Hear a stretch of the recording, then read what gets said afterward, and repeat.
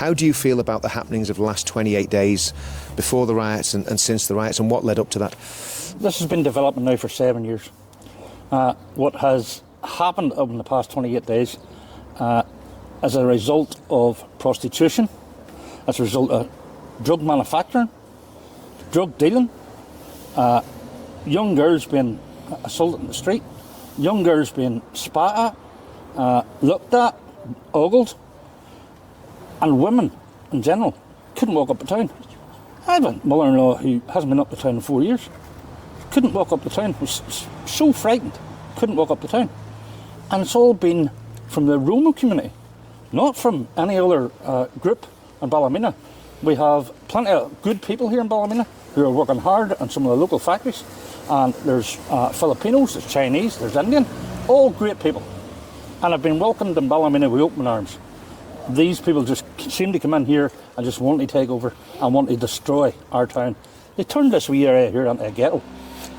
So and that's what it was. They basically came in and set up their own mafia, from what I can gather. Their own mafia. They had a drug factory in Queen Street, and when the police raided the drug factory, they found guns, they found CPS gas.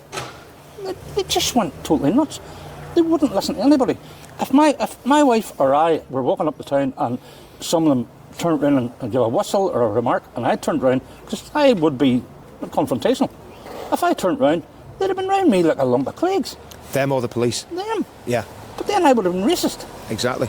You know, and the young lads that have been arrested over all this carry-on on here, those lads, if hating the Romas ruining this town is racist, then fine, that's racist.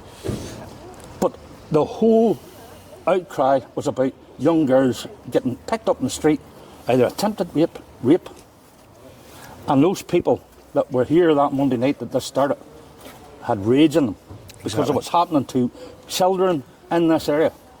And those guys couldn't care less. They were standing, looking out the window of the main house there that's burnt out and giving the fingers and laughing at people across the bridge. While the riot was going... While the riot was starting. While the riot was starting. The police had blocked off the Horrible Bridge. And as the people were standing, trying to get through to continue with their protest, they were standing up in the top windows of the houses, laughing out the window. That's what enraged the people.